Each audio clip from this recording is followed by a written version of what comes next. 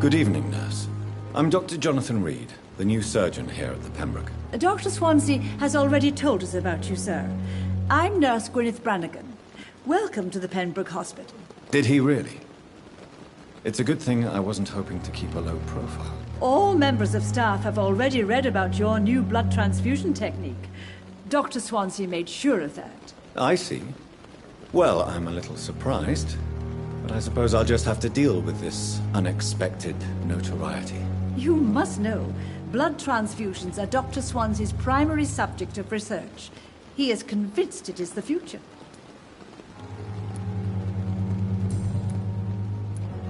How are things here? Not good, to say the least. We're struggling against an invisible enemy, more lethal than any bullet from a gun. It's hard, Doctor. An invisible enemy? Quite a poetic term for a disease, especially from a nurse. Sorry, Doctor. These last few weeks have been exhausting. We could all do with a good night's sleep. Do you think this hospital can survive the epidemic? We are all volunteers here, and we're trying to hold fast, but how do we beat an invisible killer? Some nurses have already resigned. I'm not familiar with all the staff yet. Perhaps you could help me. Brilliant professionals, most of them. Dr. Swansea has a gift for recruiting talent. Most of them? Is there a problem I should know about, nurse? It would be inappropriate for me to speak ill of a colleague.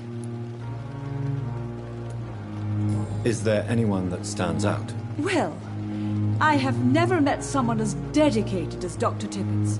He should be a standard for us all here. If only he were younger. Why should his age be a problem? I guess it's fair to say he's always pushing himself to the limits. He just doesn't know when to stop and get some rest. Nurse Brannigan, if you do know something, please tell me. Anything you say will be held in confidence. No. I may disagree with some conduct, but in the end, everybody is doing their best.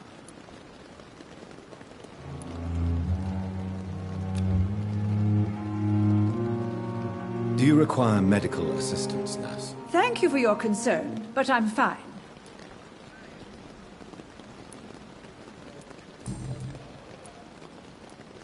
I'm not familiar with all the staff yet. Perhaps you could help me. Brilliant professionals, most of them. Dr. Swansea has a gift for recruiting talent. Most of them? Is there a problem I should know about, nurse? It would be inappropriate for me to speak ill of a colleague.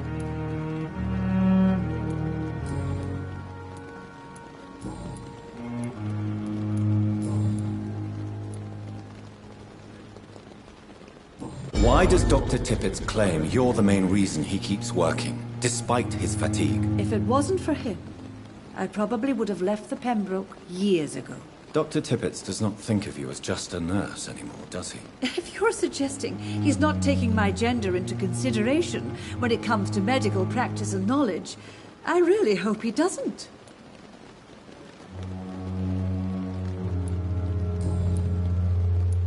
Goodbye, nurse. Call me if you need assistance.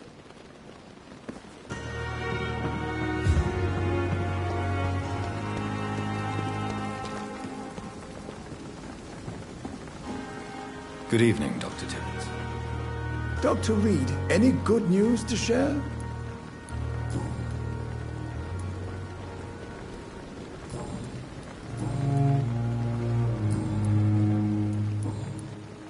You're exhausting yourself, Corcoran. Maybe you should think about preserving your strength. No. We must keep on healing all those poor souls. We are the last rampart before chaos. Once more unto the breach.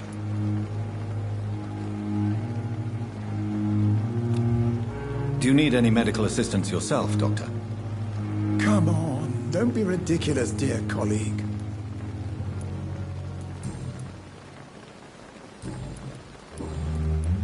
You're exhausting yourself, Corcoran.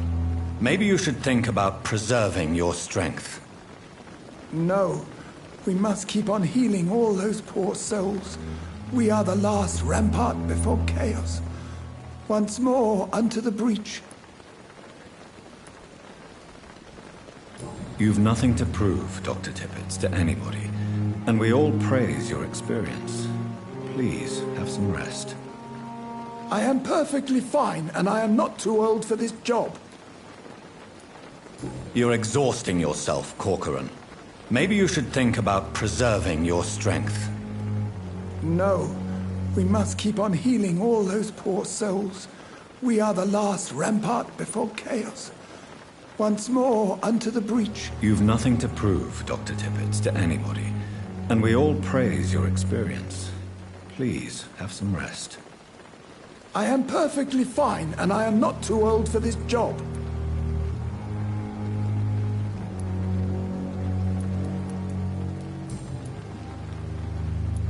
Goodbye, Dr. Tippets.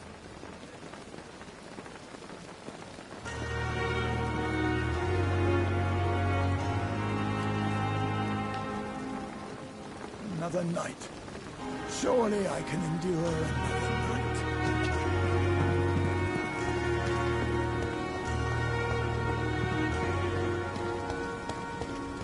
Dr. Swansea is right.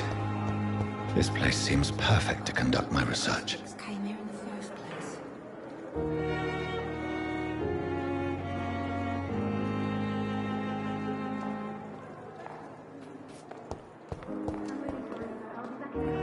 Good evening, Miss.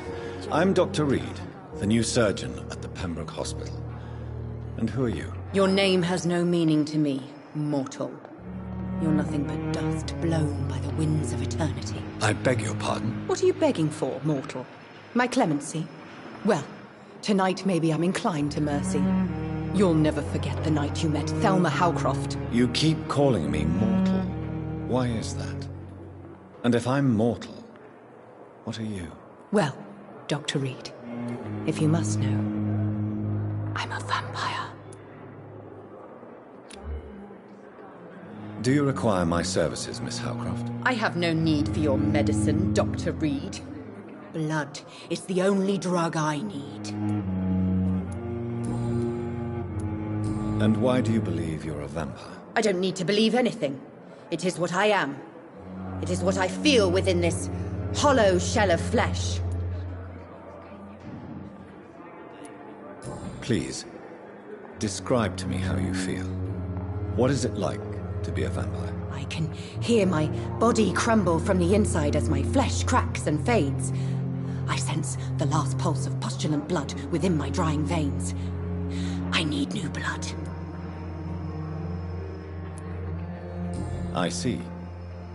Have you ever heard of Cotard's syndrome, Miss Howcroft? Never. It's a mental illness discovered by a French neurologist named Jules Cotard. The affected patients are delusional.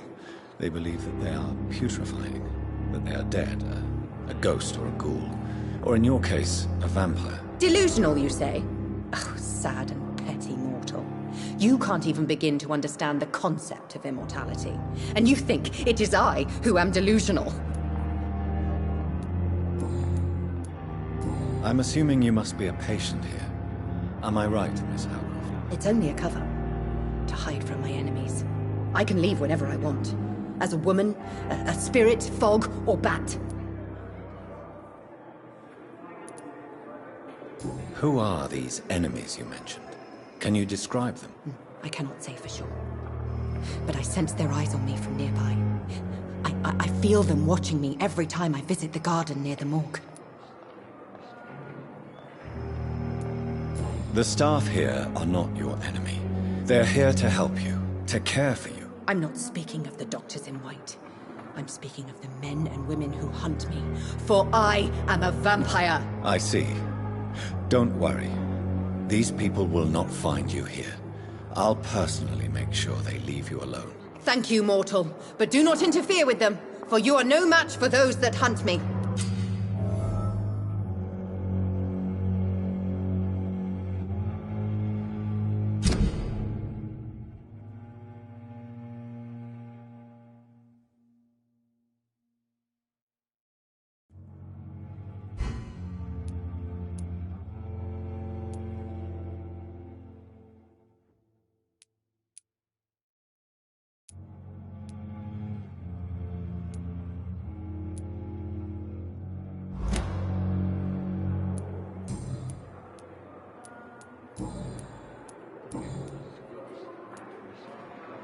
Who are you really, Miss Howcroft?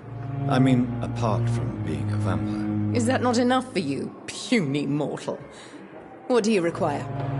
Proof of my powers? I'm curious to know who you were before becoming a vampire. No, it's such a long time ago, I don't remember. Centuries of unholy life can have strange effects on one's minds, you see?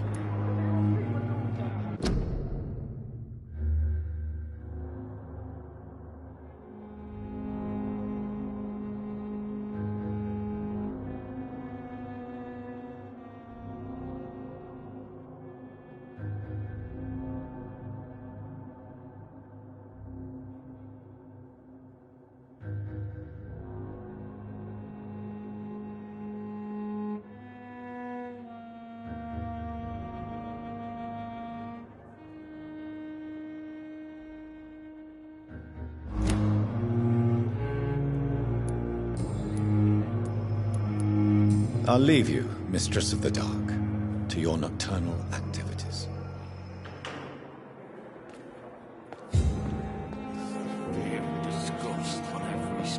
I have wasted too much energy for so little result.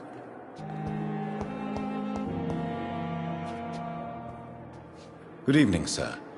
Can I help you? Unless you're here to fix my face. No. I don't think you can help me. I'm Dr. Reed. I've recently taken the position of head surgeon here. War injuries, am I right? You guessed right, Doctor. German shell took my pretty little mug right off. But they still call me Thomas Elwood. How is your stay with us, Mr. Elwood? Oh, it's bliss. I just escaped death in the trenches to be surrounded again by the moans of the dying. Can I ask you precisely why you're a patient here? It's the pain, sir. The drugs don't work. It just hurts under the scars, if you get my drift. Can I do anything for your pain? Nurses gave me a bunch of pills. No effect. Told you. It's like the flames are under my skin, burning away. Who is treating you? Is someone in particular looking after your case? Nobody since the old and tired doctor spoke to me. Started to think I was forgotten about. Wouldn't blame you. You don't seem worried by that. My face hurts so much more when I smile or cry. I've learned it's easier not to speak. But be assured I'm smiling inside.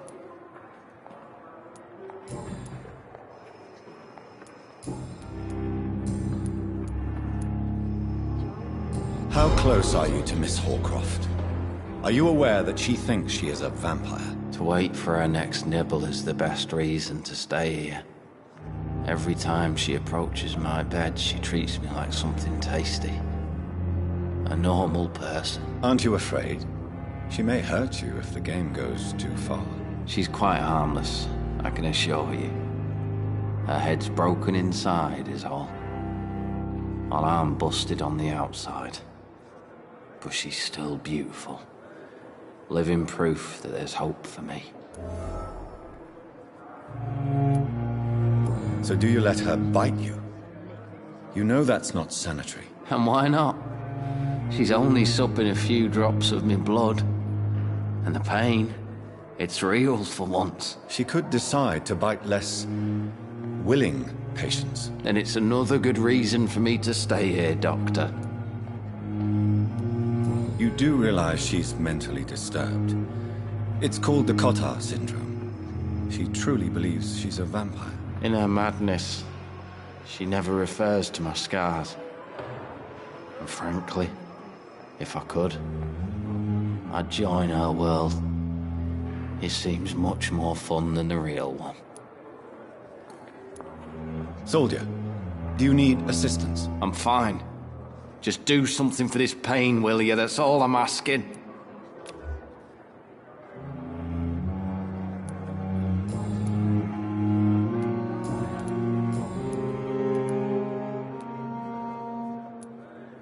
Where were you stationed, sir? Did you serve for long? I really don't want to talk about all this shit. No offense. I was pushing too much. I served in France myself. I just wanted to know what happened to you. You were an officer, weren't you? Then I doubt we fought the same war, sir. No offense. Goodbye for now, Mr. Elwood. Damn. The pain. Good evening, nurse. Good evening, Doctor. I don't think we've been introduced yet. My name is Pippa Hawkins. And I'm Dr. Jonathan Reed. Dr. Swansea has recently offered me a position in this hospital. Well, it's a euphemism that your help will be appreciated, Doctor. How would you describe the situation at the Pembroke Hospital? It's serious. The flu is wreaking havoc amongst the staff and patients. We are running out of everything. You must get a hold of yourself, nurse. Sorry, I'm exhausted. No one has any idea when this epidemic will be over. Nurse Hawkins, the Spanish flu won't last forever. Even the Black Plague didn't kill everyone. I wish I could believe you. But what if this epidemic was worse? What if in the end, nobody was spared? How long have you been a nurse? Well, long enough to see that the epidemic is winning. And no matter how qualified you are, don't tell me you'll change that. You'd be surprised what dedication can achieve, Nurse Hawkins. In medicine, sometimes we're just a test result away from a miracle. Sorry, Doctor. I don't want to sound bitter, but I'm just too tired to give a pep talk like Nurse Brannigan. How is the Pembroke staff coping with the epidemic? Well, not well. Milton, the ambulance driver, is even more grumpy than usual, especially concerning doctors. Why is Milton grumpy on a daily basis? Is it just an act? Milton's not the kind of man who's bothered about a bad reputation, whether he deserved it or not. Why does Milton dislike doctors? I don't know. Just ask him. But be warned, Milton is not the chatty type.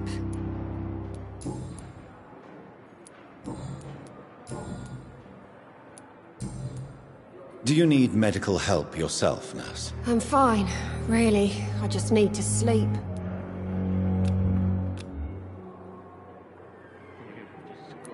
Goodbye, Nurse Hawkins. The daily routine.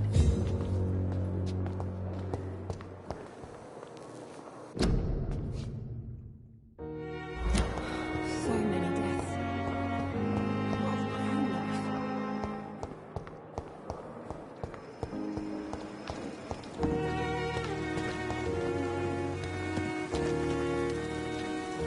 Good evening, Milton. Good evening, Doctor. Still trying to save lives?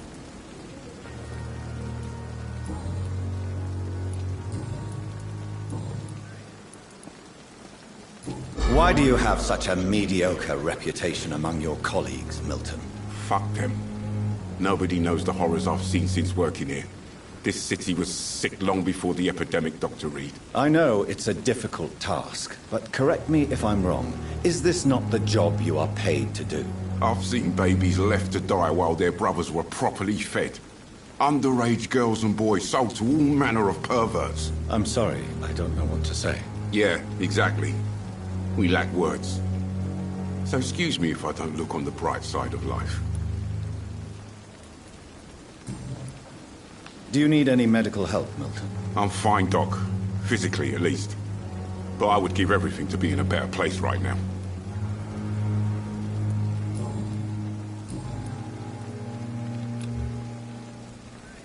Goodbye, Milton.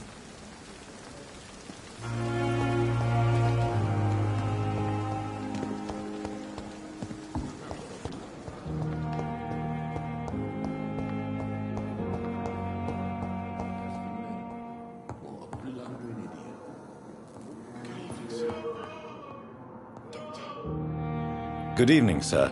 I'm Dr. Reed. I believe we're going to be colleagues. Reed? Yes, I've been informed about your arrival. I'm Waverly Ackroyd. Welcome aboard, I suppose. Does my arrival inconvenience you in some way, Dr. Ackroyd? Let us just say that I don't particularly share Dr. Swansea's enthusiasm for hiring you. What we need here are reliable professionals, not overrated dabblers.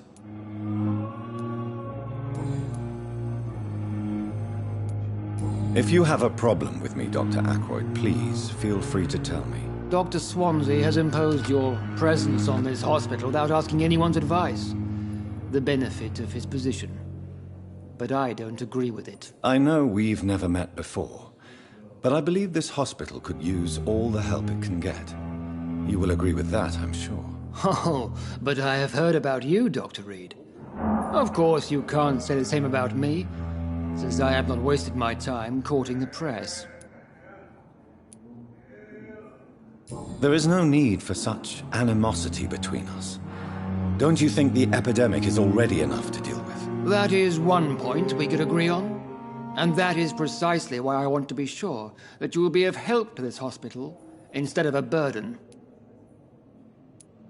Since your tenure in this hospital is longer than mine, perhaps you can tell me more about this place. Let's just say I'm tired of the carelessness around me. I have always respected the skills of Dr. Swansea, but over time his enthusiasm has become displaced. Carelessness? Exactly what are you talking about? We're here to save lives.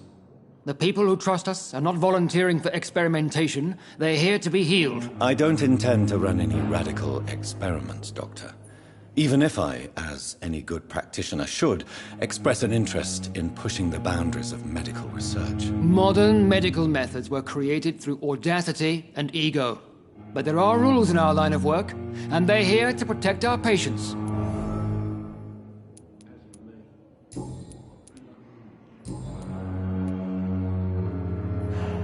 I don't know what you've heard about me, but I have already proved my value as a practitioner. I don't question your skills, Dr. Reed, but your motive.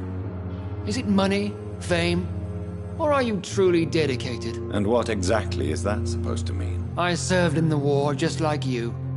But unlike you, I did not use the wounded to play the modern sorcerer. Be careful what you insinuate, Dr. Ackroyd. I only want you to admit you used those men to improve your theories.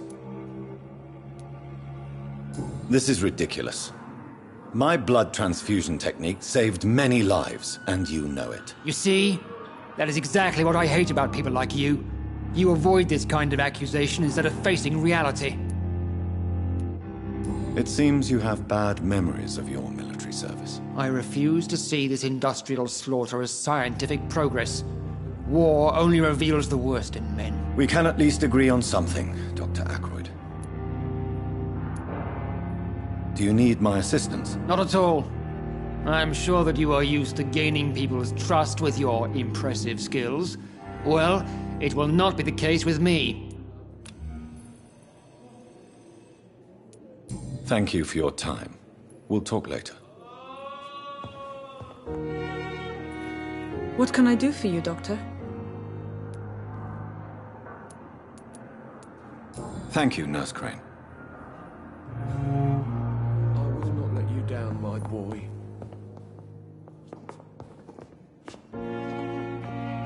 Good evening, sir. I'm Dr. Reed. May I help you? I don't know if a third opinion is needed. Your colleagues are already arguing about my condition. I see. Would you mind telling me more about your situation? I'm Harvey Fiddick. All I want is to get me bloody arm fixed properly.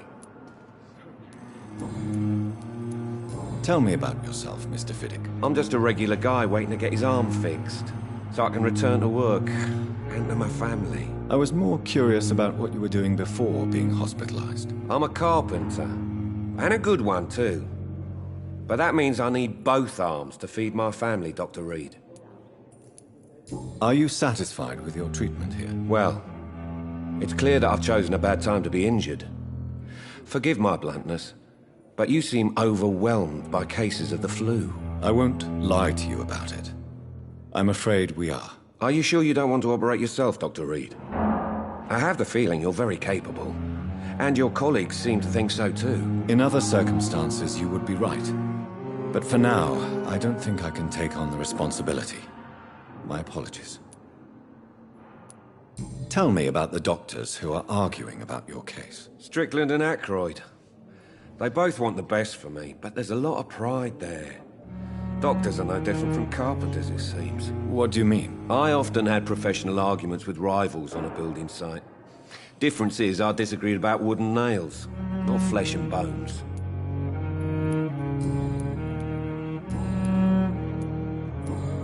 Is there anything else that's bothering you?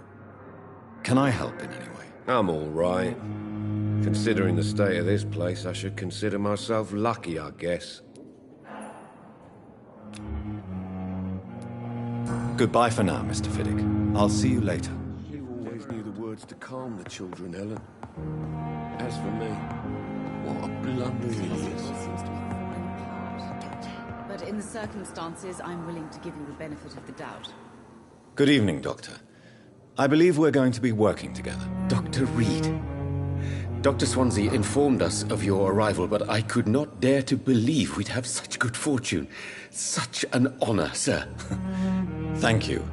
And you are? I am Thoreau Strickland, Dr. Thoreau Strickland. I'm a great admirer of your work, Dr. Reed. Please, could you tell me something about yourself? I'm a great admirer of your work concerning blood transfusion, Dr. Reed. I run my own experiments. I'm convinced it's the future. What made you choose to be a doctor? I'm not ashamed to admit you and your work have inspired me. I am honored to have the opportunity to work by your side. It's always a pleasure to share scientific and medical knowledge with someone eager to learn. I'll be glad to help you if I can. This epidemic may be the century's most terrible disaster, but I'm convinced that we, as doctors, are the only ones able to defeat it. I based my technique on my mentor's research. He helped me perfect my method. What is yours? I'd rather not talk about it. For now, it's just theories and first approach. My process is purely experimental and unsuccessful. As long as you're cautious and methodical, you may remain empty-handed, but you won't fail. You're not the first one to warn me, but I am convinced knowledge is the main weapon against the ravages of this epidemic.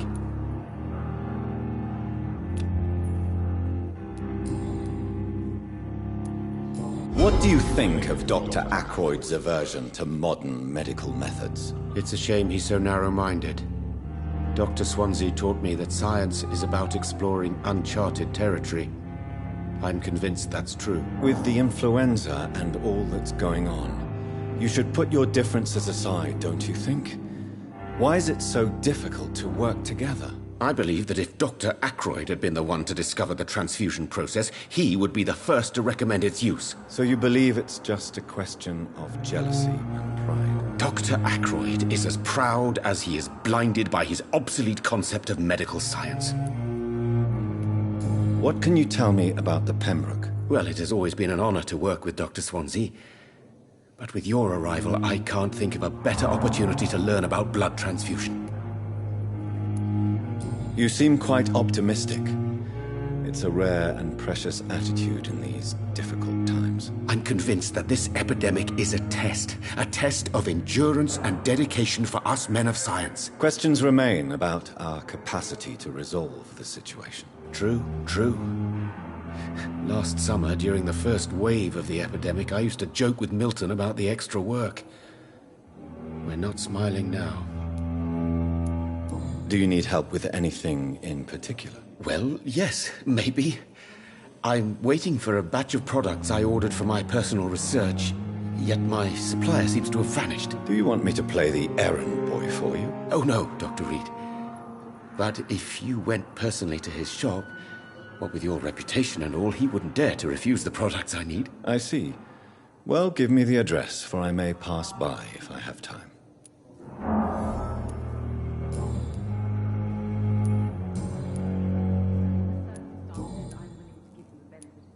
Tell me more about your willingness to experiment with new medical techniques. Harvey Fiddick is a patient suffering from a severe injury that could cripple him if not treated correctly. I'm convinced your blood transfusion technique could help him. What is it you really want? To save him, or to prove your point? Fair question. I want nothing but to save my patient, Dr. Reed. Especially since I know Mr. Fiddick's story.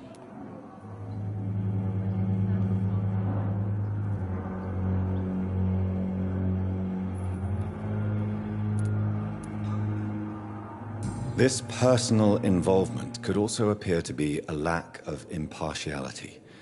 You must know that a good surgeon must remain neutral. I agree. But that does not excuse Dr. Ackroyd's behavior. A man who did not even take time to converse with his patient. Do you think keeping his distance was a mistake?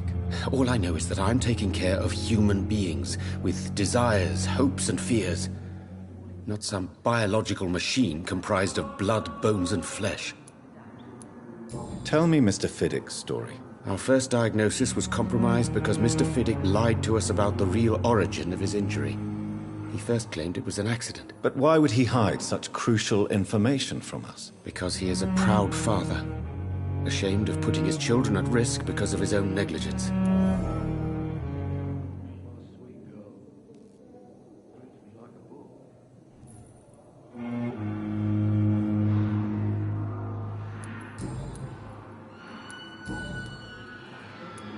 Goodbye, Dr. Strickland. But in the circumstances, I'm willing to give you the benefit of the doubt.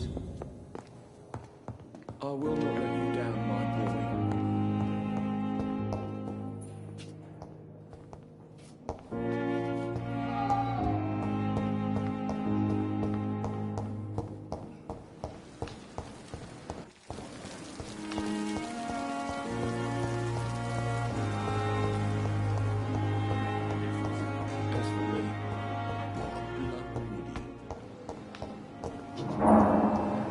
Thelma Howcroft said she was being watched by vampire hunters. Where are they hiding? I should investigate.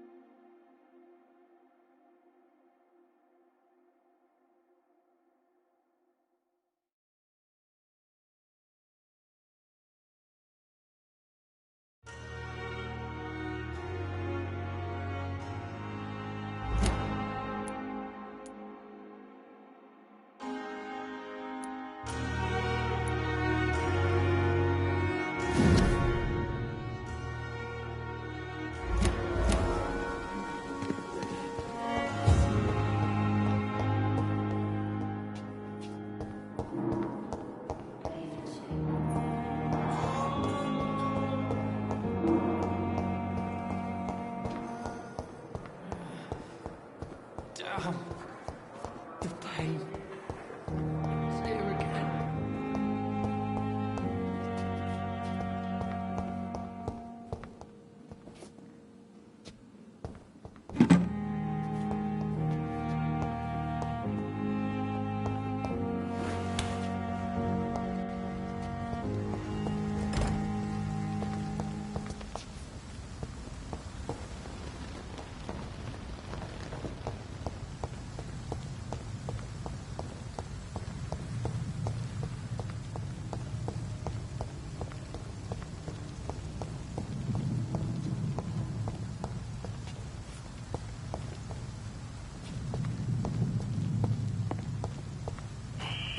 Scowl voices in the garden. I should investigate. If they were to find somebody.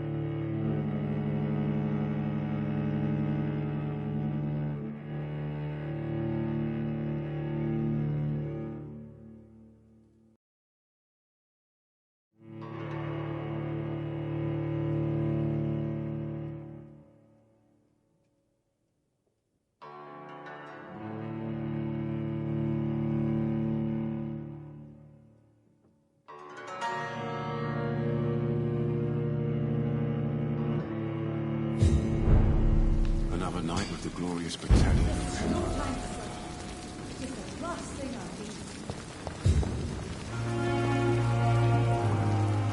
Good evening, Milton. Good evening, Doctor. Still trying to save lives? Tell me why you're extorting money from some of the patients here. If a patient wants a bed, he'll have to pay me a little fee. That's all. Where did you get the idea for such an immoral scam? Funny you should ask. The first time it was from a patient who bribed me to get a bed. It's only then I realized I could make a fortune.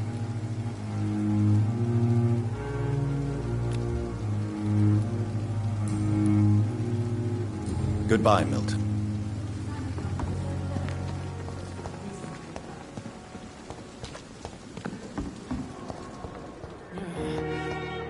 Damn. The pain. It's there again. Thoughts would be, sir. Good evening, Mr. Hampton.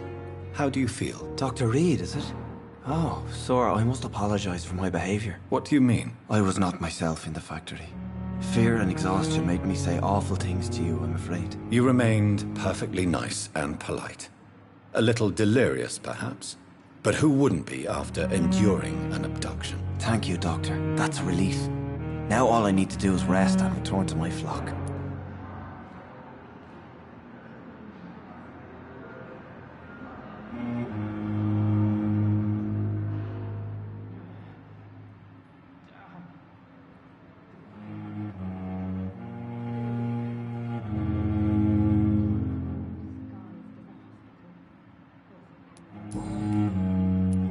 How did you end up in William Bishop's den? I had received alarming news about his recent behavior. I went to his place and he refused to let me go.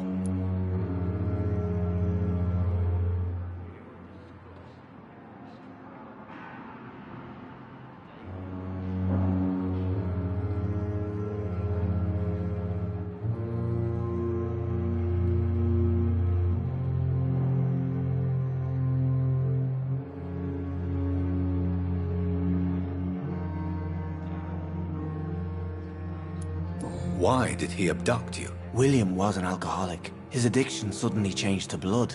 I don't know why. Just like a patient I met here. This Miss Hawcroft.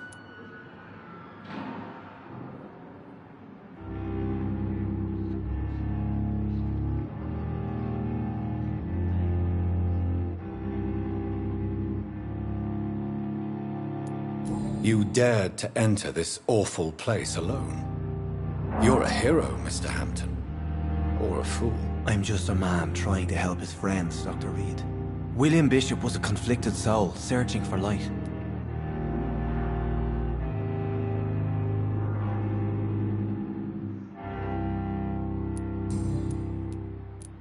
Do you know Tom Watts, the bartender from the Turtle? I met him before I found you in the canning factory. Tom? Yes, of course. Always the helping hand, good old Tom. Without men like him, corruption and despair would have wiped out the East End long ago.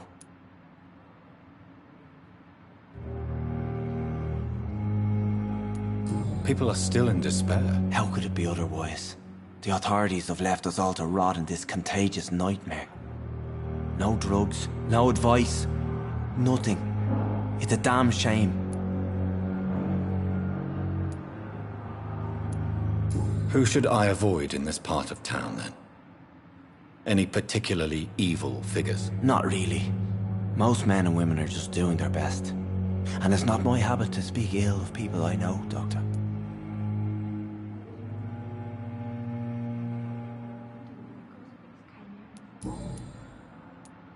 What is the general situation in the East End docks? The situation has always been tough, with a lot of tensions between the gangs and the dockers' trade union. The wet boot boys are very nervous since they lost their leader. Who leads the gang now? Since Clay Cox went missing, it's his wife Edwina who runs the show, with the assistance of her minion, Booth Digby.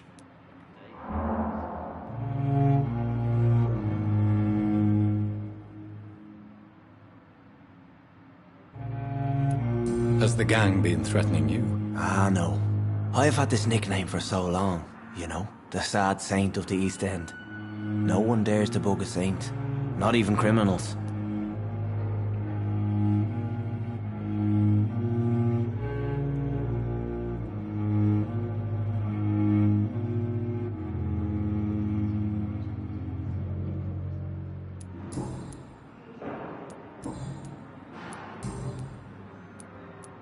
How do you feel, Mr. Hampton? Medically speaking, I mean. I feel exhausted. Beyond exhaustion, actually. William drank so much of my blood in his madness. I feel empty. You're in good hands here. Dr. Swansea is well versed in blood transfusion, and I'm sure he'll take the best care of you. Thank you, sir. I believe all I need is rest, and then I can go back to the people who need me.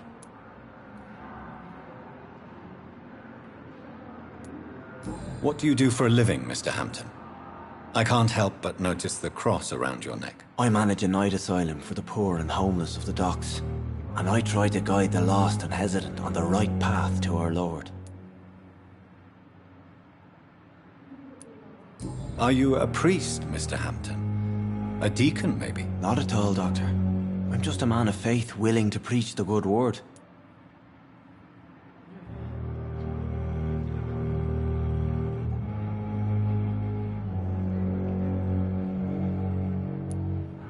Why didn't you use your cross against William Bishop? To repel him somehow? That's a very strange question, Doctor. A cross is no magical token, if that's what you were trying to say. Not mine, anyway.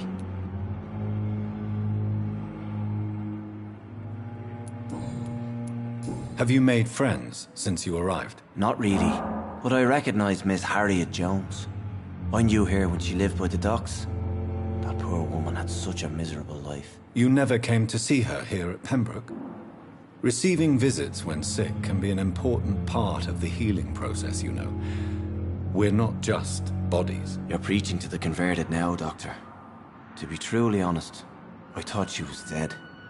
She left the docks many months ago.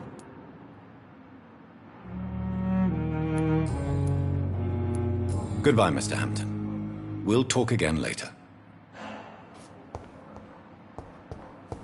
It's locked. On every street corner. The daily routine.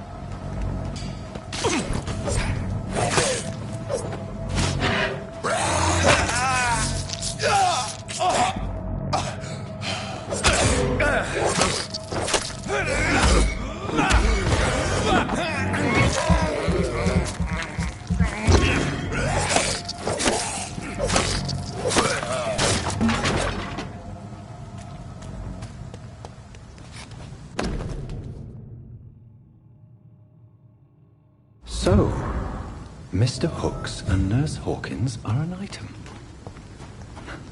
Those two have hidden their affections well.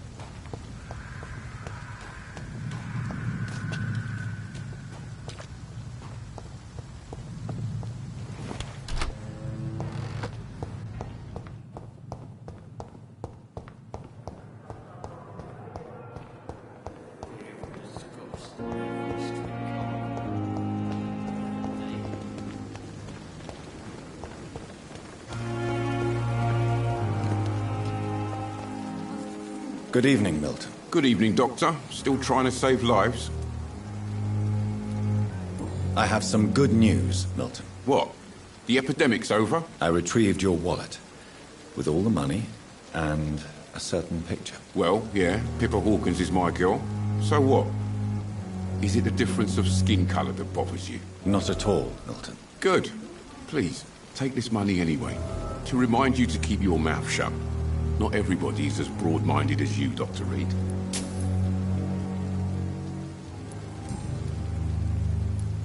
What's going on between you and Nurse Hawkins? Pippa's tired. Tired of all this shit. Tired of all those corpses piling up. She's as depressed as I am.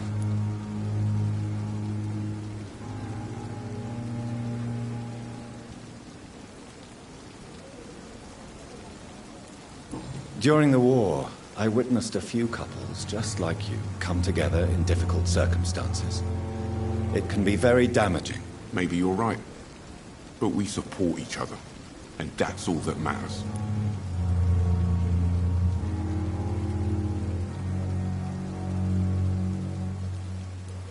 You do realize you could both get fired.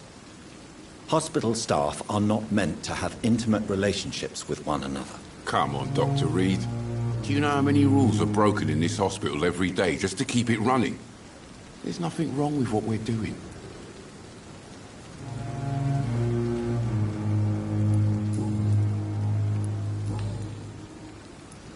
Goodbye, Milton.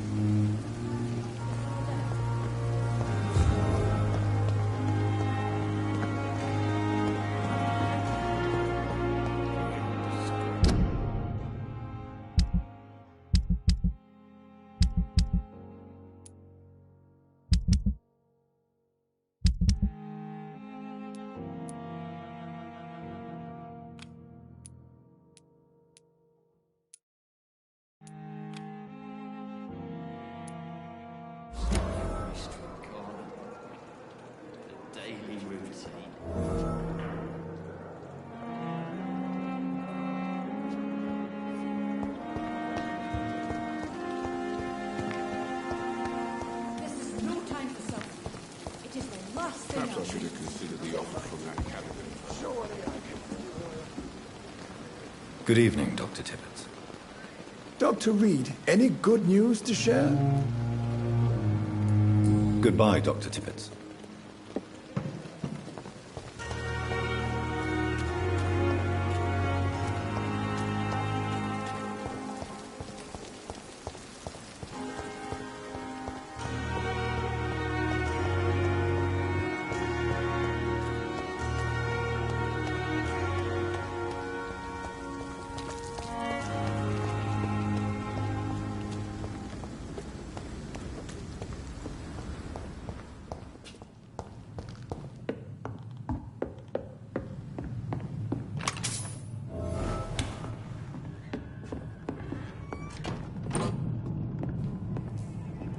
It's a leech!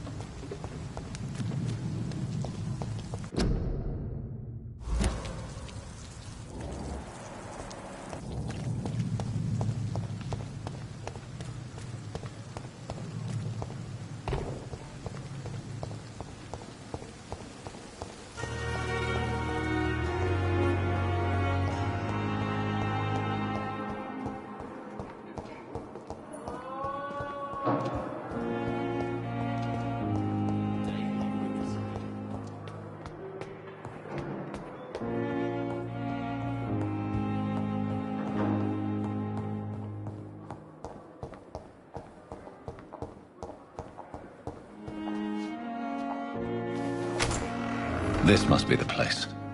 It's definitely away from prying eyes. Relegated to the shadows. A kingdom of my own. At least I won't be sleeping in a coffin.